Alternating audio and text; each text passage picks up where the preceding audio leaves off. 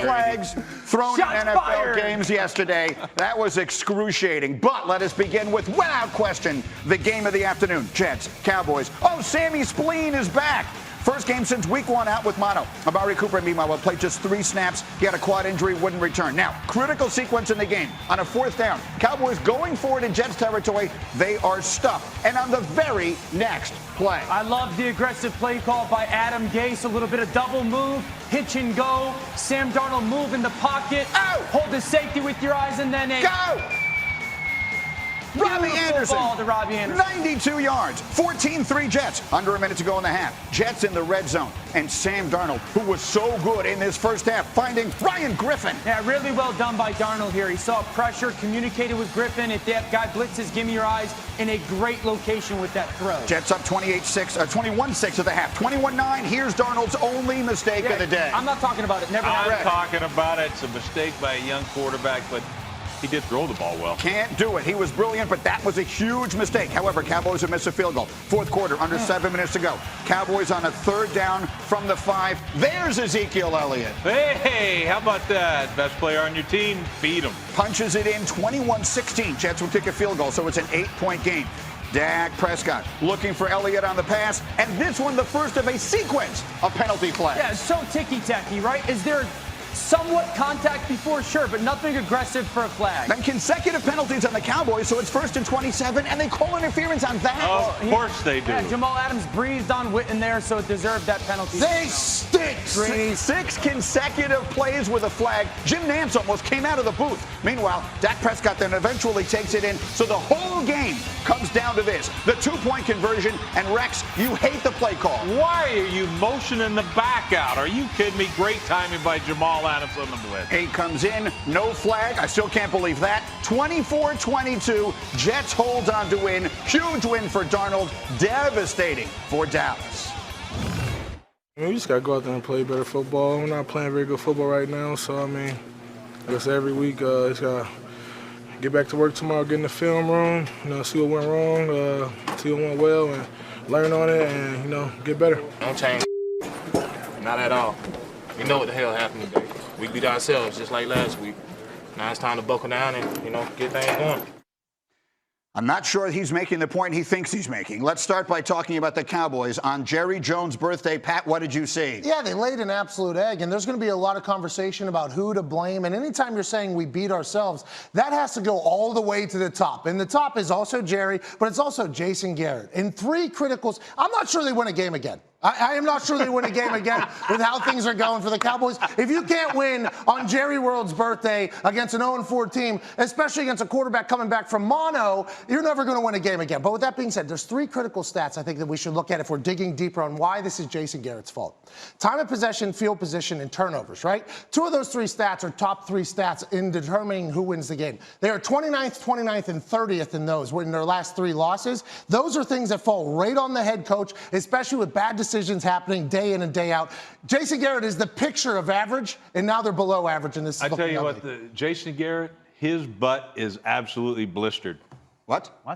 Well, I'm saying this. He's been on the hot seat for 10 years. That butt's blistered. Okay. He stays on the hot seat. And it's the truth, man. Like this Thank you for clarifying. Haven't we had, we talk about this every year on this show. They come out, hey, they win. Oh, they're the greatest. Oh, now they stink. And at the end of the year, they're going to be like, oh, yeah, hey, they're really good. And people like me are going to start believing in them again, and then they're going to lose the first round of the playoffs. The first 3 weeks of this season, their young offensive coordinator was the star of the NFL. What is it now? Boy wonder you're talking about, Yeah. Grady? You guys said it. You guys said he's going to be a head coach. He's going to be all this. Yeah, where? What, some junior college? Come on. Dude, he needs experience. That's all he did. But he showed his inexperience on that 2-point play. Only the play of the game. How do you motion a back out? What, are you surprised that Greg Williams is going to bring the house? Come on, you know he's going to send his best player, and that's what he did with Jamal Adams. Let me come to my voice of reason over here, which is, I say that hesitantly. Dak Prescott obviously has been the topic of conversation throughout the offseason into this season. As you watched that game yesterday, how much of that loss was about him? The reality is that if Dak's going to go to the table and ask for $40 million, you can't lose that football game.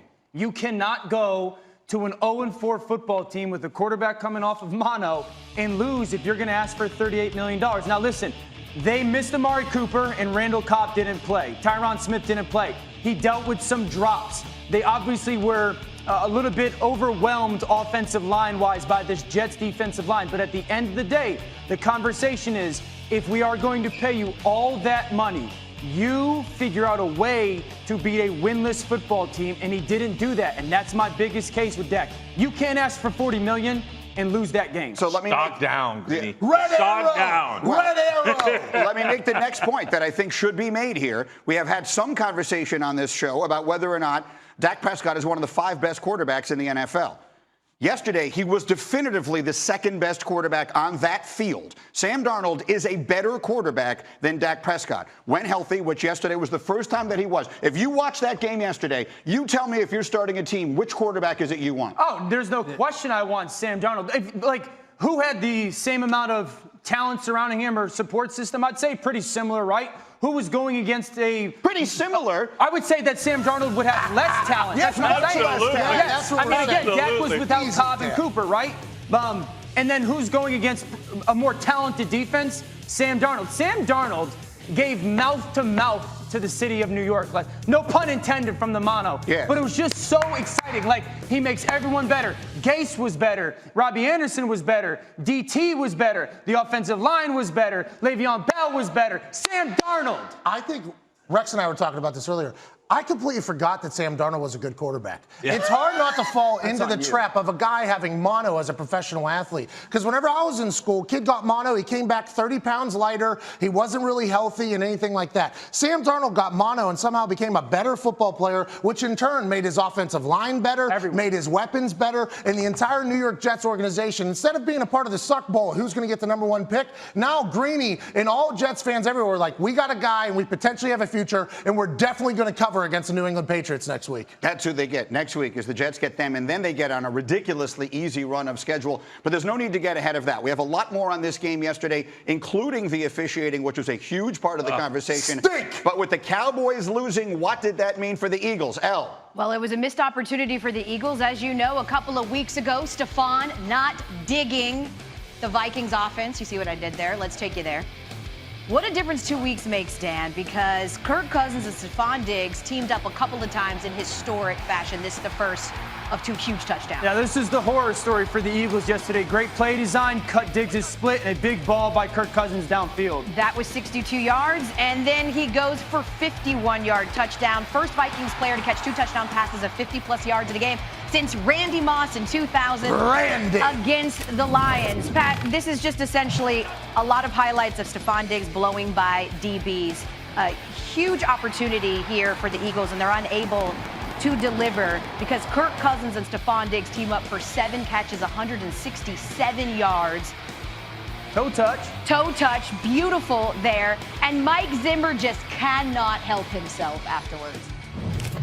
Thought that was a good, really good win, and we threw it 29 times, not 10. So everybody can be happy now.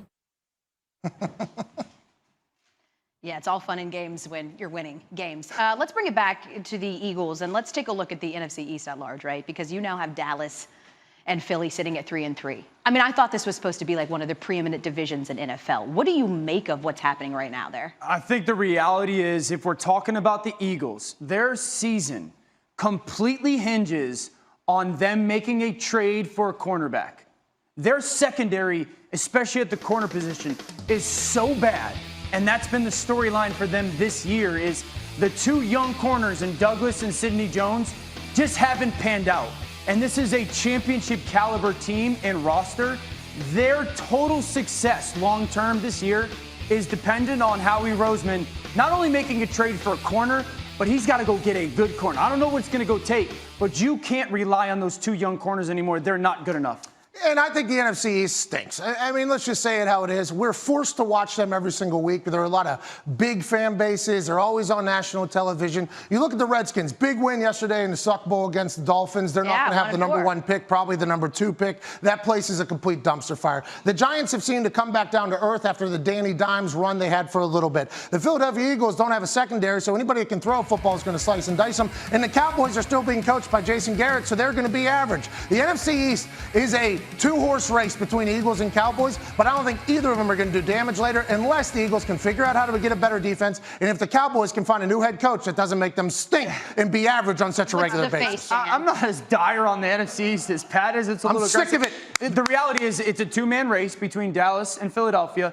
And the next 5 weeks, we'll know a lot. They kind of play a very similar schedule, opponent-wise, and we'll know a lot who's going to be the dominant team in that division. They face each other on Sunday Night Football, too, so there'll be some self-cannibalizing there. But you do have the Giants getting Saquon Barkley back. They're still in the fold as well, and I think that's pretty indicative, Greeny, of how bad the NFC East is. Then let us get to